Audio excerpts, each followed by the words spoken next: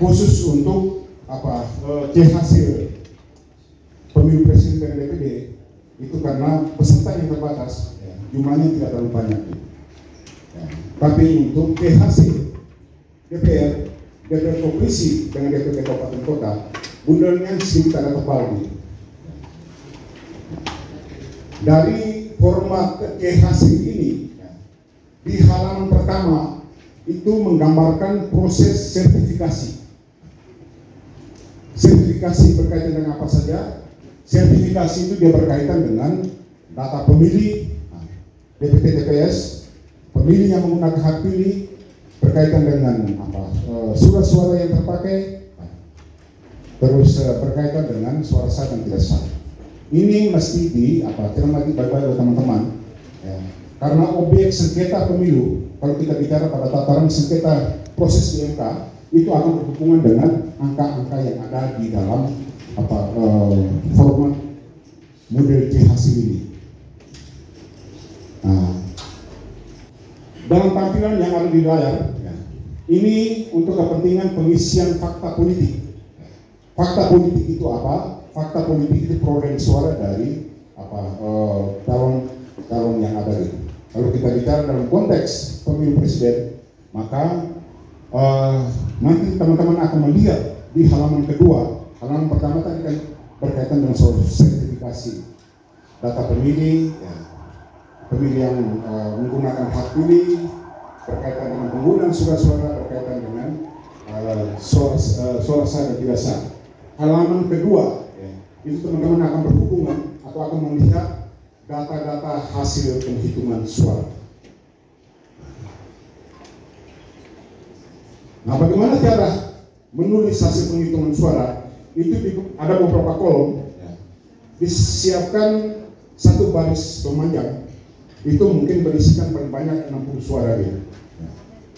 Jadi setiap kolom kecil itu nanti akan ada 5 suara yang diisi dengan pola pilih 4, terus satu garis itu menunjukkan bahwa dalam kolom kecil itu ada 5 suara gitu. Nah, kalau seandainya ternyata kolom di atas, baris di atasnya itu selesai atau sudah penuh, itu dia bisa turun ke kolom berikutnya gitu.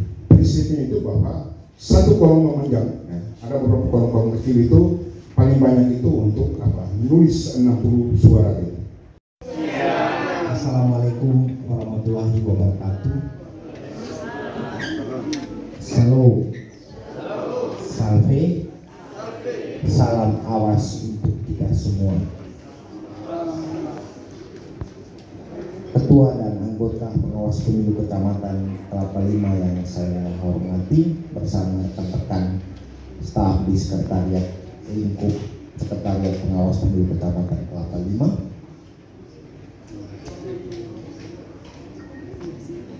Pengawas pemilu kelurahan sekecamatan Kelapa Lima, pengawas pemilu TPS sekecamatan Kelapa Lima, singkatnya forum rapat kerja teknis pengawasan logistik pemilu serentak 2024 yang saya hormati. Yang pertama, saya menyampaikan apresiasi atas rapat kerja teknis ini.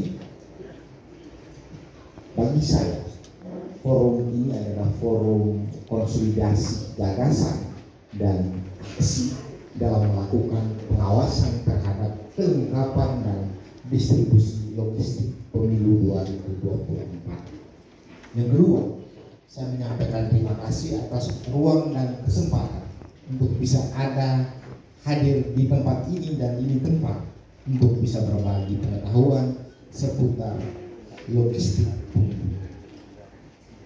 Saya punya pengalaman pernah jadi pengawas pemilu lapangan. Sekarang ketika terjadi perubahan regulasi nomor 7 tahun 2017, namanya berubah menjadi pengawas desa kelurahan. Dulu sebelum ada itu namanya pengawas pemilu lapangan di level kelurahan. Pernah jadi pemantau. Kebetulan saya tidak hanya sekedar seorang akademisi, saya pegiat pemilu. Saya bekerja juga sebagai peneliti di LSM Bengkel APEC NTB. Salah satu LSM yang fokusnya untuk isu-isu pemilu, isu-isu demokrasi dan isu-isu desa. Saya pernah tahun 2014 dan 2019 pernah menjadi pemantau pemilu, khususnya kami fokus di isu korupsi pemilu bersama Indonesian Corruption Watch ICW. 2014 saya bersama Mas Donald Faris melakukan pemantauan pemilu bersama rekan-rekan di BKP. Berikut berbekal pengalaman, karena dengan pengalaman kita belajar banyak hal. Berbekal pengalaman kemarin menjadi tim sukses, tim seleksi anggota Bawaslu Provinsi. Yang kemarin juga menjadi ketua tim seleksi anggota KPU zona NTB 1, meliputi wilayah Kabupaten Flores Timur, Belu, Malaka, TPU dan Kabupaten Kupang yang sempat viral kemarin itu. Karena saya bersikeras untuk kita rekrutmen orang tidak berbasis identitas, berbasis kualitas dan pengalaman, berbasis integritas. Kemarin agak ribut dan saya sudah buat konferensi pers. Baik Bapak Ibu forum sekalian yang saya hormati, ketika saya disodorkan dan undangan soal kegiatan hari ini, soal logistik, kemudian saya berupaya untuk membuat semacam catatan, coretan kecil terhadap kegiatan hari ini. Saya membuat coretan kecil materi pengantar diskusi, catatan pengantar diskusi dengan judul pengawasan, kelengkapan dan distribusi logistik pemilu 2024, potensi kerawanan dan pencegahan.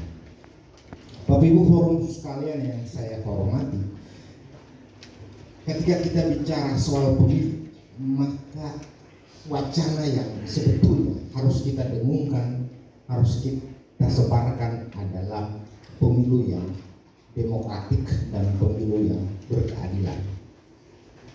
Nah, pemilu yang demokratik dan berkeadilan itu selalu didengungkan setiap kali periode kontestasi elektoral atau pemilu. Nah, komitmen untuk mewujudkan pemilu yang demokratik, pemilu yang berintegritas, pemilu yang berkeadilan itu harus menjadi ekspektasi publik, menjadi ekspektasi penyelenggara pemilu, termasuk Bapak Ibu pengawas pemilu ad hoc ini. Kita semua punya komitmen politik yang sama untuk mewujudkan pemilu yang jujur dan adil. Nah, salah satu instrumen penting dari pemilu adalah logistik pemilu. Logistik pemilu ini sangat penting. Mengapa kita sangat membutuhkan? Pertanyaan gugatannya adalah mengapa kita sangat membutuhkan apa yang disebut dengan logistik pemilu? Bapak Ibu sekalian, pemilu di Indonesia dalam litani perjalanannya itu kita masih menggunakan model atau metode pemilu konvensional, manual, sehingga membutuhkan perlengkapan atau logistik pemilu yang sangat banyak, dan kita butuh logistik yang betul-betul berkualitas dan juga tepat sasaran, tepat waktu pada saat distribusi, tepat jumlah, tepat bentuk, jenis ukuran dan sesuai dengan spesifikasi. Nah, ketersediaan dan kecakupan. Nah, temuan ini kemudian didukung oleh beberapa riset dari misalnya Pak Hidayat 2019. Itu dia menemukan fasilitas pemungutan suara itu tidak lengkap dan terdapat di 10.520 TPS yang mengalami kekurangan logistik pemilu. Mengapa ini terjadi? Yang pertama tadi data DPTHP. Yang kedua, penyelenggara pemilu terutama KPU tidak mampu untuk melakukan tahapan sortir, lipat, pengepakan dan distribusi secara akurat dan tepat waktu. Ini sangat mempengaruhi. Yang berikut, kualitas logistik buruk. Dan teman-teman pengawas TPS tidak bisa kan prosesnya harus dimulai dari pengadaan sortir. Kewenangan pengadaan sortir lipat itu kewenangan ada di Bawaslu. Teman-teman pengawas kecamatan ini pada saat pengepakan harus memastikan itu. Apalagi teman-teman pengawas pemilu kelurahan dan pengawas pemilu di TPS. Bapak Ibu forum sekalian, saya mencatat ada sejumlah potensi kerawanan di distribusi logistik di pemilu 2024 ini. Hasil temuan, data temuan Bawaslu RI itu banyak terjadi kerusakan, keterlambatan dan lain sebagainya. Dan harus dimulai dari proses penyortiran. Saya tidak perlu ngomong soal pengadaan karena itu ranahnya Bawaslu Kabupaten dan Provinsi. Nah, proses penyortiran, proses pelipatan dan pengepakan itu tidak menggunakan standar operasional prosedur, tidak punya SOP. Nah, kerawanan seperti ini itu biasanya apa ya? Itu terjadi misalnya apa? Yang pertama, tidak ada pemisahan logistik pemilu yang baik dan buruk. Penghitungan masing-masing jenis logistik pemilu itu yang tidak baik dan rusak itu tidak dilakukan secara cermat. Penghitungan kekurangan dan kelebihan jumlah masing-masing jenis logistik pemilu itu tidak dilakukan. Tidak dibuat yang kurang berapa, yang lebih berapa.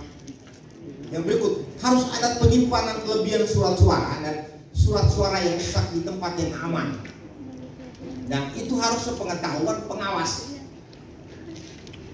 Yang berikut, penyampaian pemenuhan kekurangan logistik. Teman-teman yang di gudang pada saat melakukan itu juga harus punya data. Ketika pengawas datang, dia akan melaporkan logistik jenis pemilihan ini kurang ini. Perlu ada itu. Kemudian pencetakan ulang terhadap kondisi kekurangan perlengkapan pemungutan suara.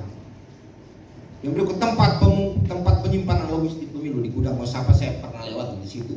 Ada banyak polisi yang menjaga di situ dan shift 24 jam. Shift 12 jam. Shift 12 jam per shift bagian. Problemnya adalah apakah penerangan sana cukup atau tidak. Pengaturan udara, ventilasi, ini kan kertas dan lain sebagainya. Itu kan ada standar, ada SOP-nya. Dan yang paling penting adalah Bapak Ibu, pendistribusian logistik pemilu itu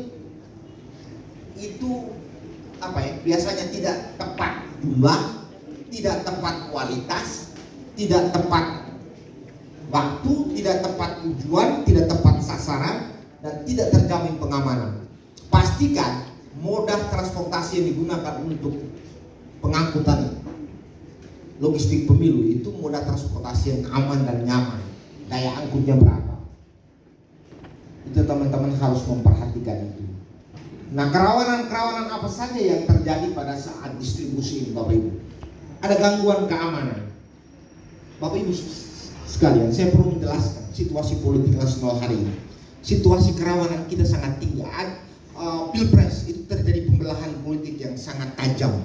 Bapak Ibu bisa menyaksikan pada saat debat. Etika publik itu tidak ada di antara para kontestan. Apalagi ada implikasi dari pernyataan presiden boleh berkampanye atau tidak. Bapak Ibu, saya seorang akademik, saya berani ngomong. Saya tidak peduli. Bahkan sekarang orang kritik kami, loh dosen kok bisa terlibat politik praktis. Hidup ini tidak ada yang tidak politis, semua politis. Semua politis.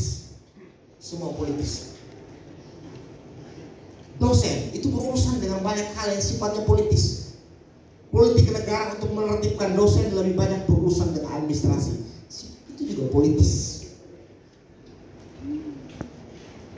Ruang akademis untuk memberikan seruan moral bagi saya itu adalah sebuah tanggung jawab moral perguruan tinggi untuk memberikan nasihat, ingatan kepada rejim politik yang sedang berkuasa. Dan ada upaya mobilisasi birokrasi yang masif dengan politik bansos yang sangat tinggi untuk mempengaruhi preferensi pemilih untuk memilih kontestan tertentu. Ini situasi politik kita hari ini.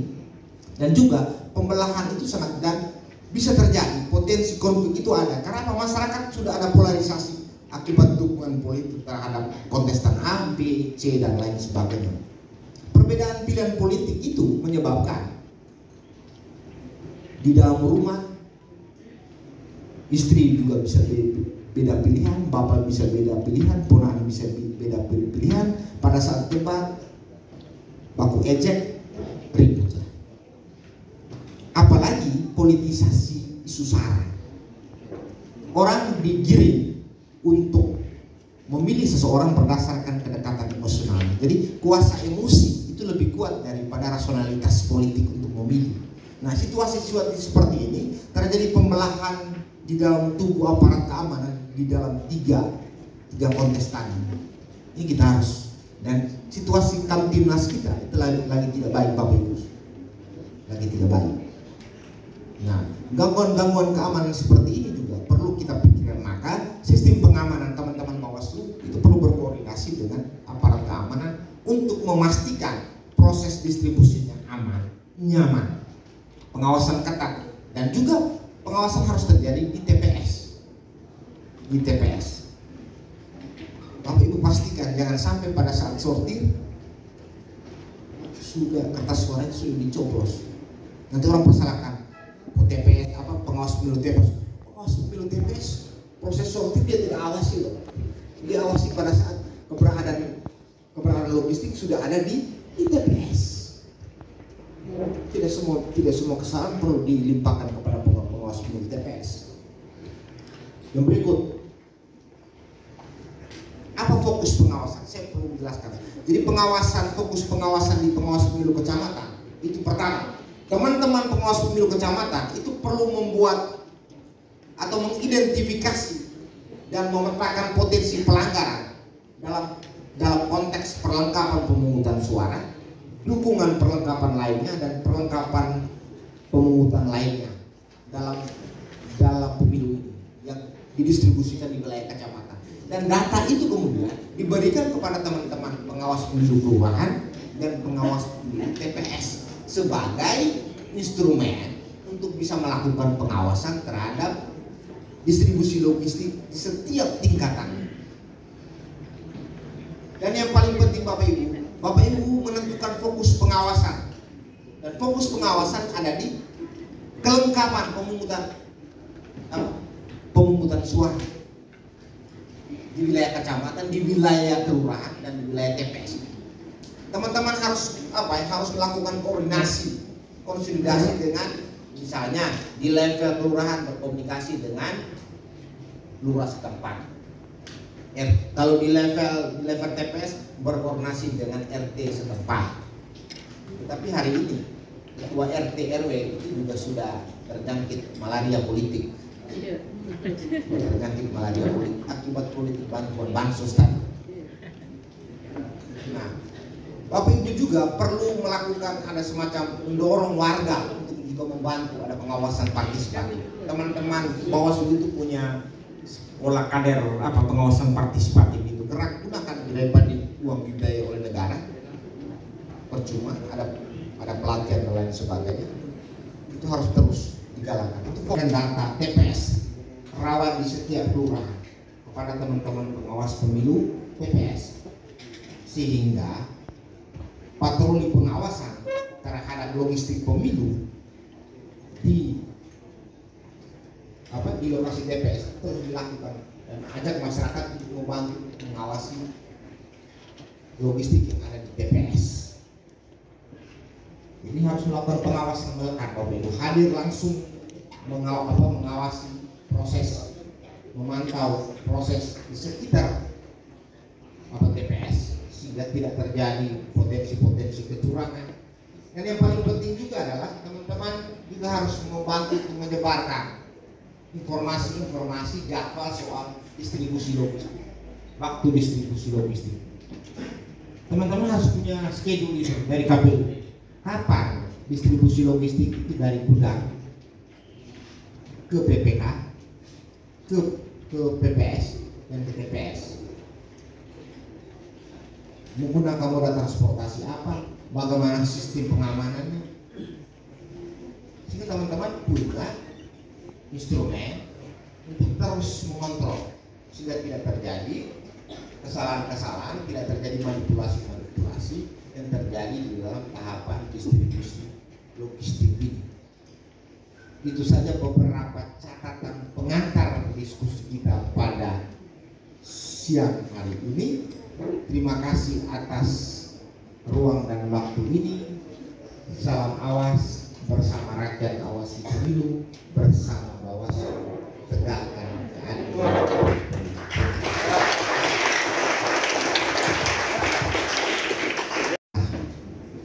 Nah, temuan ini kemudian didukung oleh beberapa riset dari misalnya Pak Hidayat 2019. Itu dia menemukan fasilitas pemungutan suara itu tidak lengkap dan terdapat di 10.520 TPS yang mengalami kekurangan logistik pemilu. Mengapa ini terjadi? Yang pertama tadi data DPTHP. Yang kedua, penyelenggara pemilu terutama KPU tidak mampu untuk melakukan tahapan sortir, lipat, pengepakan dan distribusi secara akurat dan tepat waktu. Ini sangat mempengaruhi. Yang berikut, kualitas logistik buruk. Dan teman-teman pengawas TPS tidak bisa memantau. Dan prosesnya harus dimulai dari pengadaan sortir. Kewenangan pengadaan sortir lipat itu kewenangan ada di Bawaslu. Teman-teman pengawas kecamatan ini pada saat pengepakan harus memastikan itu. Apalagi teman-teman pengawas pemilu kelurahan dan pengawas pemilu di TPS. Bapak Ibu forum sekalian, saya mencatat ada sejumlah potensi kerawanan di distribusi logistik di pemilu 2024 ini. Hasil temuan, data temuan Bawaslu RI itu banyak terjadi kerusakan, keterlambatan dan lain sebagainya. Dan harus dimulai dari proses penyortiran. Saya tidak perlu ngomong soal pengadaan karena itu ranahnya Bawaslu Kabupaten dan Provinsi.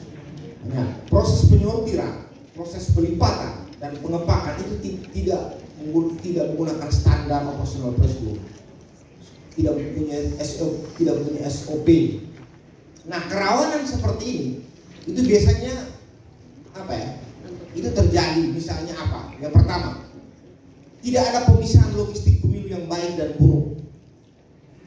Penghitungan masing-masing jenis logistik pemilu itu yang tidak baik dan rusak itu tidak dilakukan secara cermat. Penghitungan kekurangan dan kelebihan jumlah masing-masing jenis logistik pemilu itu tidak dilakukan. Tidak dibuat yang kurang berapa, yang lebih berapa. Yang berikut, harus ada penyimpanan kelebihan surat suara dan surat suara yang rusak di tempat yang aman. Dan itu harus sepengetahuan pengawas. Yang berikut, penyampaian pemenuhan kekurangan logistik. Teman-teman yang di gudang pada saat melakukan itu juga harus punya data.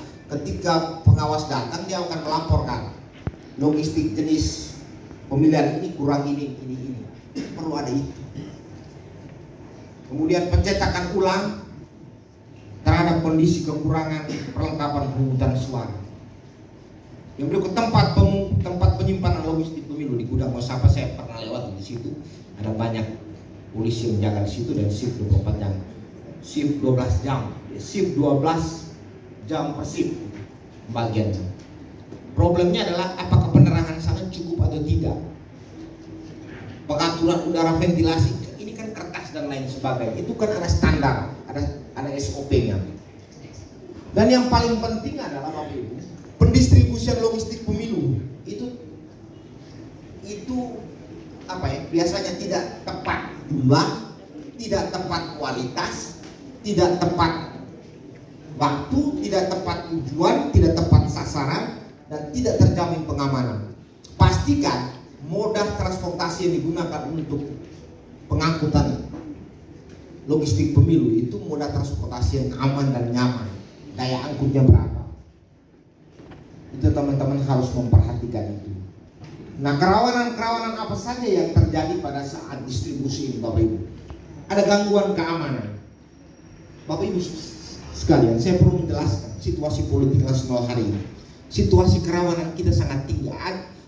Pilpres itu terjadi pembelahan politik yang sangat tajam. Bapak Ibu bisa menyaksikan pada saat debat. Etika publik itu tidak ada di antara para kontestan. Apalagi ada ada implikasi dari pernyataan presiden boleh berkampanye atau tidak. Bapak Ibu, saya seorang akademik, saya berani ngomong, saya tidak peduli. Bahkan sekarang orang kritik kami, loh dosen kok bisa terlibat politik praktis. Hidup ini tidak ada yang tidak politis, semua politis. Semua politis. Semua politis. Dosen itu berurusan dengan banyak hal yang sifatnya politis. Politik negara untuk menertibkan dosen lebih banyak berurusan dengan administrasi. Itu juga politis. Ruang akademis untuk memberikan seruan moral bagi saya itu adalah sebuah tanggung jawab moral perguruan tinggi untuk memberikan nasihat, ingatan kepada rejim politik yang sedang berkuasa. Dan ada upaya mobilisasi birokrasi yang masif dengan politik bansos yang sangat tinggi untuk mempengaruhi preferensi pemilih untuk memilih kontestan tertentu. Ini situasi politik kita hari ini. Dan juga pembelahan itu sangat, dan bisa terjadi, potensi konflik itu ada karena masyarakat sudah ada polarisasi akibat dukungan politik terhadap kontestan A, B, C dan lain sebagainya. Perbedaan pilihan politik itu menyebabkan di dalam rumah istri juga bisa beda pilihan, bapak bisa beda pilihan, ponakan bisa beda pilihan. Pada saat debat baku ejek, ribut lah. Apalagi politisasi isu sara. Orang digiring untuk memilih seseorang berdasarkan kedekatan emosional. Jadi kuasa emosi itu lebih kuat daripada rasionalitas politik untuk memilih. Nah, situasi seperti ini terjadi pembelahan di dalam tubuh aparat keamanan di dalam tiga kontestan. Ini kita harus, dan situasi kamtimnas kita itu lagi tidak baik, Bapak Ibu, lagi tidak baik. Nah, gangguan-gangguan keamanan seperti ini juga perlu kita pikirkan. Maka sistem pengamanan teman-teman Bawaslu itu perlu berkoordinasi dengan aparat keamanan untuk memastikan proses distribusinya aman, nyaman, pengawasan ketat, dan juga pengawasan harus terjadi di TPS. Di TPS. Bapak Ibu pastikan jangan sampai pada saat sortir sudah kertas suaranya sudah dicoblos. Nanti orang persalahkan, TPS apa, pengawas pemilu TPS. Pengawas pemilu TPS proses sortir dia tidak awasi loh. Dia awasi pada saat keberadaan logistik sudah ada di TPS. Tidak semua kesalahan perlu dilimpahkan kepada pengawas pemilu TPS. Yang berikut, apa fokus pengawasan? Saya perlu menjelaskan. Jadi fokus pengawasan di pengawas pemilu kecamatan itu pertama, teman-teman pengawas pemilu kecamatan itu perlu membuat atau mengidentifikasi dan memetakan potensi pelanggaran dalam konteks perlengkapan pemungutan suara, dukungan perlengkapan lainnya, dan perlengkapan pemungutan lainnya dalam pemilu ini yang didistribusikan di wilayah kecamatan. Dan data itu kemudian diberikan kepada teman-teman pengawas pemilu kelurahan dan pengawas pemilu TPS sebagai instrumen untuk bisa melakukan pengawasan terhadap distribusi logistik di setiap tingkatan. Dan yang paling penting Bapak Ibu menentukan fokus pengawasan. Dan fokus pengawasan ada di kelengkapan pemungutan suara di wilayah kecamatan, di wilayah kelurahan, dan di wilayah TPS. Teman-teman harus melakukan konsolidasi dengan, misalnya di level kelurahan berkomunikasi dengan lurah setempat. Kalau di level TPS berkoordinasi dengan RT setempat. Tetapi hari ini ketua RT RW itu juga sudah terjangkit malaria politik. Terjangkit malaria politik akibat politik bantuan bansos tadi. Nah, Bapak Ibu juga perlu melakukan ada semacam mendorong warga untuk juga membantu ada pengawasan partisipatif. Teman-teman Bawaslu itu punya sekolah kader pengawasan partisipatif itu. Gerak gunakan daripada uang dibiayai oleh negara. Percuma ada pelatihan dan lain sebagainya. Itu harus terus digalakkan. Itu fokus data TPS. rawan di setiap kelurahan kepada teman-teman pengawas pemilu TPS, sehingga patroli pengawasan terhadap logistik pemilu di lokasi TPS terus dilakukan dan ajak masyarakat untuk membantu mengawasi logistik yang ada di TPS. Ini harus melakukan pengawasan melekat, pemilu hadir langsung mengawasi proses, memantau proses di sekitar TPS sehingga tidak terjadi potensi-potensi kecurangan. Dan yang paling penting juga adalah teman-teman juga harus membantu menyebarkan informasi-informasi jadwal soal distribusi logistik, waktu distribusi logistik. Teman-teman harus punya schedule itu dari KPU. Kapan distribusi logistik itu dari gudang ke PPK, ke PPS dan ke TPS. Menggunakan moda transportasi apa? Bagaimana sistem pengamanannya? Sehingga teman-teman punya instrumen untuk terus mengontrol sehingga tidak terjadi kesalahan-kesalahan, tidak terjadi manipulasi-manipulasi yang terjadi di dalam tahapan distribusi logistik ini. Itu saja beberapa catatan pengantar diskusi kita pada siang hari ini. Terima kasih atas ruang dan waktu ini. Salam awas bersama rakyat, awasi pemilu bersama Bawaslu, tegakkan keadilan.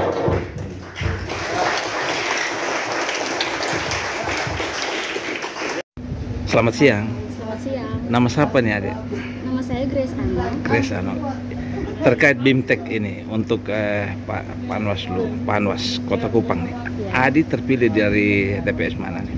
Saya terpilih dari TPS 46 46. Ya. Tepatnya di mana?